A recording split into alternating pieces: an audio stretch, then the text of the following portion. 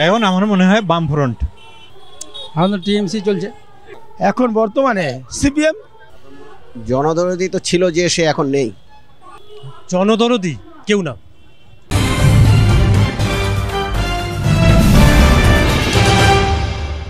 সব রাজনৈতিক দল তারা কিন্তু চেষ্টা করেন তাদের জনদরদি ইমেজটা সামনে তুলে ধরতে। প্রত্যেকটা রাজনৈতিক দল বোঝাতে চায় যে তারা কতটা জনদরদি। একদিকে তৃণমূল কংগ্রেস যখন তারা জনদরদি হিসেবে নিজেকে তুলে ধরতে চাইছেন, অন্যদিকে বিজেপিও নিজেদেরকে জনদরদি হিসেবে তুলে ধরছেন। সিপিএমও সেই সঙ্গেই জনদরদি হিসেবে নিজেদেরকে তুলে ধরার চেষ্টা করছেন। কিন্তু সত্যি সত্যি এই বাংলায় বিজেপি, তৃণমূল না সিপিএম, কোন দল জনদরদি? ঠিক এই প্রশ্নের উত্তরটা খুঁজতে আমরা সাধারণ মানুষের কাছে যাব, জানার চেষ্টা করব তারা কি মনে করেন এ বাংলায় সত্যি সত্যি জনদরদি কোন রাজনৈতিক দল। আমাদের টিএমসি চলছে, তৃণমূল জনদরদি। পরিষেবাটা ভালো দিচ্ছে পাবলিকের, এই হচ্ছে পরিষেবা দিচ্ছে। আপনার সাইকেল দিচ্ছে, আর অনেক কন্যাশ্রী দিচ্ছে, আরও অনেক কিছু দিচ্ছে। বিজেপি তো এখন রাজ্যে সেন্ট্রালে আছে না, এখন এখানকার কথা বলছি আমি সেন্ট্রালের কথা বলছি না। এখন বর্তমানে সিপিএম, গরিবের মধ্যে সরকার। এ তো চোরের সরকার, যেটা সাধারণ লোক যেটা বোঝে। কেন চোরদের যে উৎসাহ দেয়, যাকে ধরবে না তা সেই সরকার কী করতে পারবে না। মমতা ব্যানার্জি সরকার সবাই আশা করে নিয়ে এসেছিলো। আমি একটা রাজনীতি করি, কিন্তু আমি নাম বলছি না। এসেছিলো, পরিবর্তন এসেছিলো, ভালো এসেছিলো। কিন্তু কি দেখছি আমরা, সারা রাজ্যে চুরি করছে, কোনো শাস্তি নেই, ধর্ষণ করছে, কোনো শাস্তি নেই। তাহলে বলুন কি বলতে পারি আমরা? মাননীয় মুখ্যমন্ত্রী এসেছিলেন, শ্রদ্ধার সাথে এসেছিলেন, সবাই ভালোবাসতেন। কিন্তু উনি, আমি মনে করি বিরোধী নেত্রী হিসেবে সবচাইতে ভালো ছিলেন। উনি প্রশাসক হিসাবে সম্পূর্ণ ব্যর্থ, এটুকুন বলতে পারি। বিজেপির কথা আমি বলতে পারি না, কেন বিজেপি এই রাজ্যে আসেনি, বিজেপি সম্বন্ধে কিছু জানি না। যেদিন আসবে সেদিন বলবো। এখনও সেই পজিশন আসেনি, দেখা যাক আগামী দিনে কি হয় তারপর।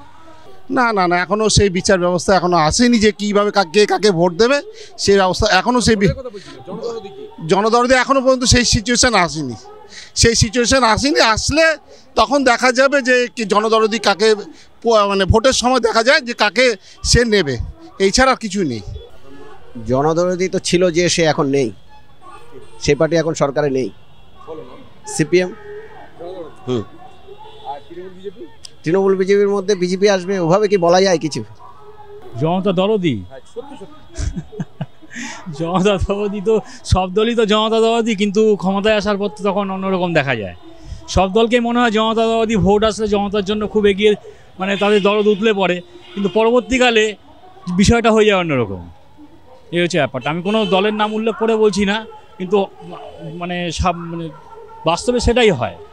জনতা দরদি দেয়, কিন্তু বলে না লঙ্কায় যে যায় সে রাবণ হয়, এই হচ্ছে ব্যাপারটা। এখন আমার মনে হয় বামফ্রন্ট। বামফ্রন্টে এই সার্ভিস, ট্রান্সপারেন্সি এগুলো খুব ভালো দেয়। এখন কি বলবো মাইকে, এখন অনেক কারাপশন হয়ে গেছে।